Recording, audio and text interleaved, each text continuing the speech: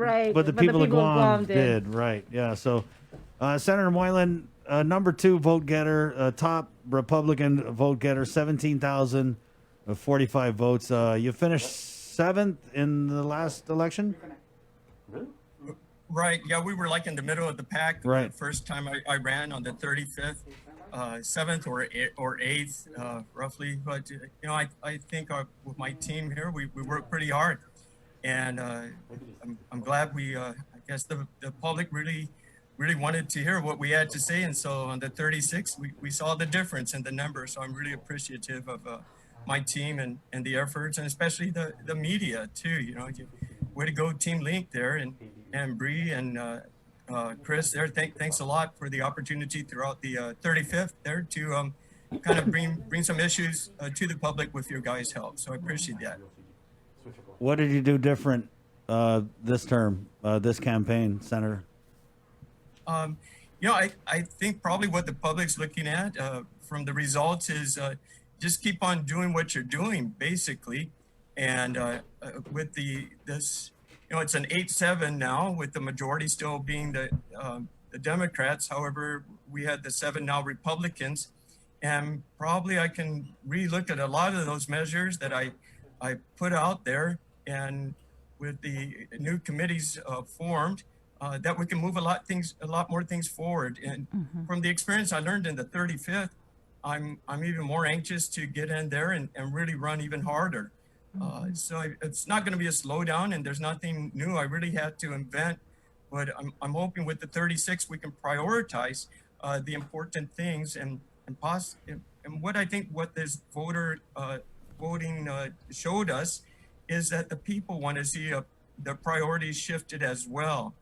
Not to say what the 35th was doing was anything wrong or anything like that. They all had important issues in their heart that they felt needed to be heard. But now I think the public really wants us to has made a statement, and that's fighting this pandemic, the taking care of the health of our community, and as well as the economic pandemic that this has caused. So you're going to see a lot of what I've already been doing. And now it's just the communications with my new colleagues, and I'm hoping for a caucus here, within the next day, and we can make some decisions on getting our leadership put in place. So I'm looking forward to that. I'm just ready to run. I'm ready to go, and I think that's what the people are expecting too. So you're in. There's no 100-day trial. You got to get to work right away, because we're in a real situation that we have to resolve. Senator, what do you think these votes say about you? Because usually when people go to vote, they vote on record, what they've accomplished. And, in this particular term for you, you couldn't even get a public hearing on a lot of the bills that you authored. So, right. I'm still, congratulations. But what did you do?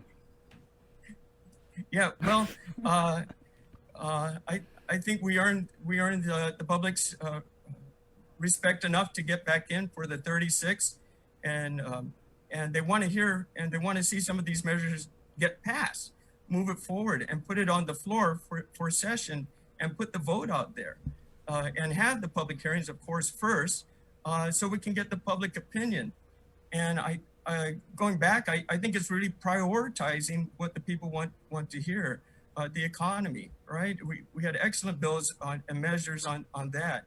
The transparency, we had excellent measures on that as well. And then the overall, the general health, of course, with public health too, and taking care of the people. So I think our team kind of earned that by fighting hard, and we weren't discouraged by the majority. Taking charge there. That's just what they wanted to prioritize. But I think the public made a loud statement, and I'm glad the voters did come out to do that, and especially the early voters too. 13,000 of them, and then more than, I think it was close to double that, or more than double that for the general election. So they came out hard, and they wanted to make that change. So with this new shift, this 8-7, we have the Republican Party, I think, has a better chance of getting their measures in as well. And with the coming back of folks like Tony Atta and Frank Bloss Jr. and Joanne also, I'm sure they got measures ready to go. These are experienced uh, uh, senators, right? And they know how the rules are played, and they can come in running really hard too. So again, I'm going to be fighting the way I've been fighting, and I'm looking forward to a good dialogue this time with my new colleagues. And what the public has said, they didn't like what they saw, and they wanted a definite change, and they came out to show that. So I appreciate the vote of confidence there, and I'm not going to let the public down. I'm ready to fight, and from day one. And we're going to put these bills together. We just, on day one, on inauguration, I'm hoping to get the #1 bill this time, get in that line early. What is Maybe, what are we yeah. looking at being the #1 bill? But of course, we're going to go back to the economy. We're going to have to do a little tweaking on some of our measures, but it's going to go back to the economy. I really feel that our small businesses they struggled these last 7 months, and it's going to be a continuous struggle. We have our PUA that it will be ending the end of December, and where are we at with that? What's going to be new? We don't know. From DC. We're still waiting on that message. But in the meantime, we have to help ourselves. And how do we get our economy back going? And that's with the general fund, which is generated by our business here on the island. And as your legislature, I want to help those businesses, because once we do that, they can open their doors and hire back their employees, and following the safety measures, of course, by the CDC. And I don't think nobody wants to see any more unnecessary deaths in our community by our lack of proper procedures now. But and we can follow that. We learn now. We're getting stronger with that, and we can open our doors safely, definitely safely. And so it's the economy, Bree, and that's what I really want to get going, so we can build that general fund, so we can support our frontliners and our education and our police department as well. Well, congratulations again, Thank you. Senator Moylan. Thank you. All Thank you so right. much. Okay, stay safe. All And we're right. Thank you. all right. We're gonna continue in the Zoom room, and we have got senatorial candidate Franklin Meno. Good morning.